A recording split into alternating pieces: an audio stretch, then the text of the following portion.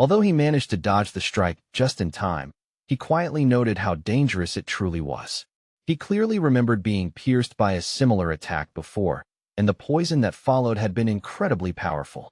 Vivian honestly explained that the ability belonged to her brother. Because of their unique connection, her body could automatically inherit and use all the skills he had cultivated. Hearing that explanation, the messenger let out a slow and slightly lazy sigh. He remarked that it was now easy to understand why she was ranked among the top 10 in the strategic rankings. Faced with such open teasing, the girl simply nodded quietly without arguing. Right after that, she activated her powerful technique known as Dead Thorns. Seeing this, the messenger felt incredibly excited because he had been waiting for this exact moment for a very long time. Without wasting another second, he unleashed his majestic flames, letting them surge outward with overwhelming power. Within moments, the herald's blazing flames surged upward and spread across the battlefield, rising higher and higher until it seemed as if the entire sky itself had been swallowed by his roaring fire. The burning inferno consumed everything in its path. Even the thick, violently writhing tentacles that had moments ago looked powerful and threatening were effortlessly reduced to ashes under the overwhelming heat. Vivian immediately tried to counter the spreading flames, attempting to suppress and extinguish them with her own power, but she quickly realized that the task was far beyond her ability. In the end, she had no choice but to retreat and land on the ground, her mind racing as she searched desperately for another possible way to escape the situation. But before she could even make a move or form a new plan, the messenger had already appeared silently behind her.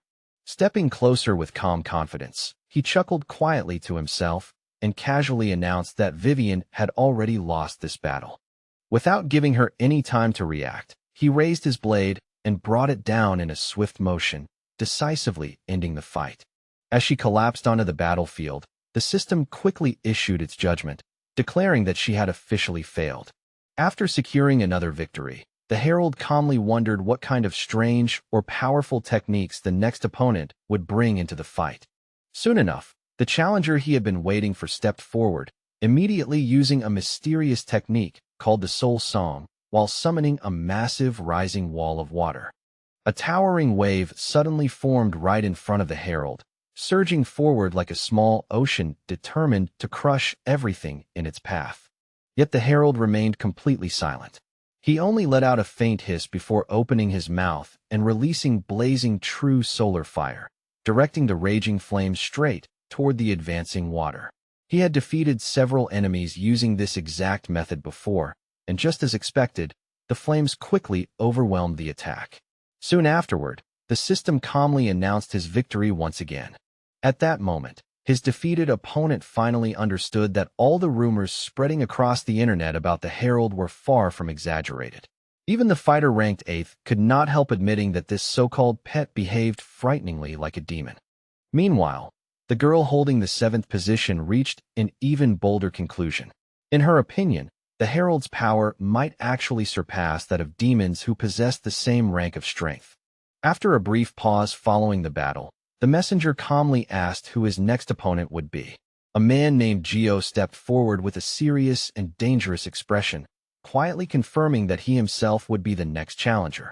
The moment the fight began, Geo moved with such unbelievable speed that the herald briefly lost track of his position entirely. After a few seconds of confusion, the herald frowned and remarked that he had come here to fight seriously, not to play some childish game of hide-and-seek. Geo calmly responded that the messenger was mistaken. According to him, he had actually been standing in the exact same place the entire time. Hearing that explanation, the messenger immediately rejected it, insisting that there was no way Geo had remained completely motionless. At that moment, Geo quietly spoke again. Then he struck the ground with his staff, releasing a strange and mysterious power that began spreading across the battlefield. In an instant, the herald found himself surrounded by numerous Geo-clones that had appeared from the Earth itself. Instead of panicking, he watched the scene with clear excitement, remarking that it seemed another truly interesting opponent had finally appeared before him. Geo politely warned him that the battle would only become more complicated from here on and calmly advised him to remain cautious. Immediately afterward, Geo activated the Dao chain technique.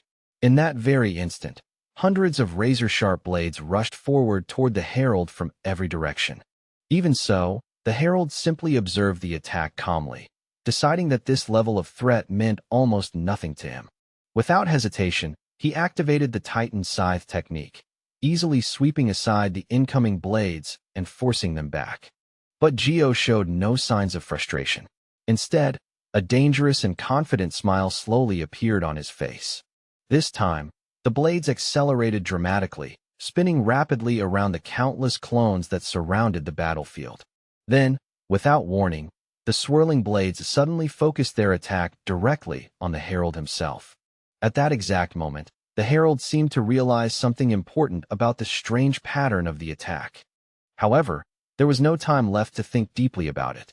He had to immediately focus on defending himself from the overwhelming assault. After some time passed, the attack repeated itself once more, but this time it came with even greater intensity and destructive power.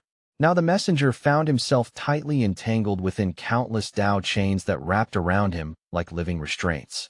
Even though he resisted with all his strength, he still suffered several serious injuries during the struggle.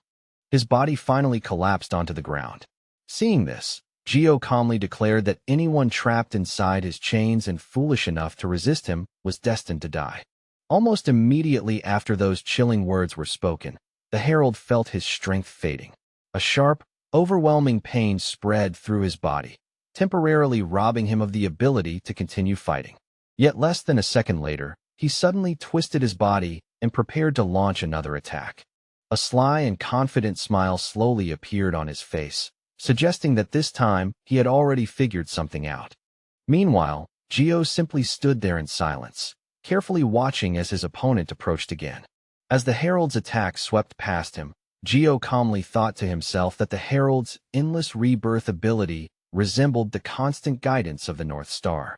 In response, the herald coldly stated that even with such illusions, Geo would still never be able to truly harm him. At the same time, Geo admitted inwardly that even with the 9-turn array and his Dao chains, he still might not be able to defeat such an opponent. Hearing this realization, the herald proudly declared that he had finally understood the pattern behind the technique. As the battle continued, Joe's illusions began appearing more slowly than before. Hearing the herald's explanation, Geo quietly accepted the reason behind it. In truth, he simply did not possess the ability required to destroy a soul completely. Understanding this limitation, Geo could only let out a helpless sigh. After a short yet extremely exhausting battle, the system finally announced that Geo had been defeated. Although the herald officially claimed the victory, he secretly felt relieved. He understood that without the power of endless rebirth, the outcome might have been very different. Meanwhile, in another arena, a separate battle was unfolding between two fighters, Hamu and Steven.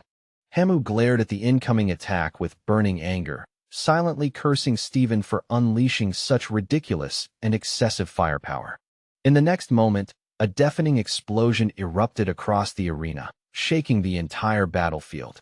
Steven casually whistled as if nothing important had happened, and almost immediately the system announced that Hamu had been defeated.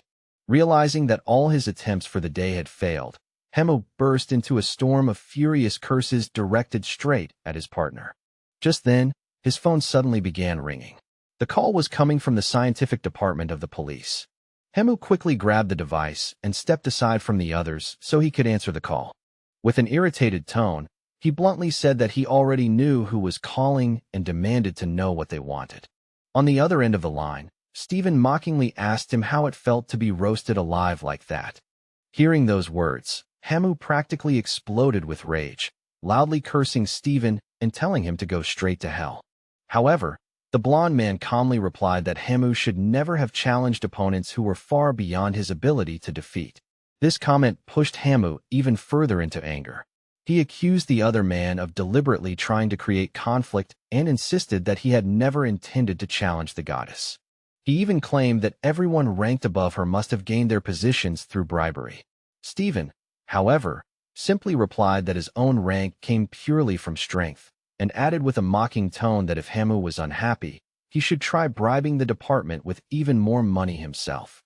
Hamu was already opening his mouth, ready to shout another furious insult, but before he could even begin, Steven suddenly ended the call without warning. The abrupt silence on the line only made Hamu's anger burn even hotter.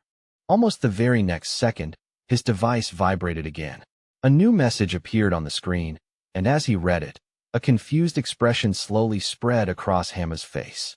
The notification clearly stated that his digital double had already been defeated in battle, and according to the system's rules, he was now required to accept the challenger in person no later than tomorrow. After reading the message several times, Hamu stood there in complete confusion. According to all the established rules, fighters ranked below him did not have the authority to challenge him, and those ranked above him would have even less reason to do so. That left only one possible explanation in his mind. The opponent who defeated his digital double must be the new ruler from Lungo. But the more he thought about it, the more impossible that idea seemed. If that were true, it would mean that Lungo somehow had two rulers at the same time. The longer Hamu considered this strange possibility, the stronger the feeling grew that something about the whole situation was seriously wrong. In the end, he decided there was only one way to uncover the truth. No matter what was going on, he had to see it with his own eyes. With that thought in mind, Hamu turned and headed straight toward the capsule, determined to investigate everything personally.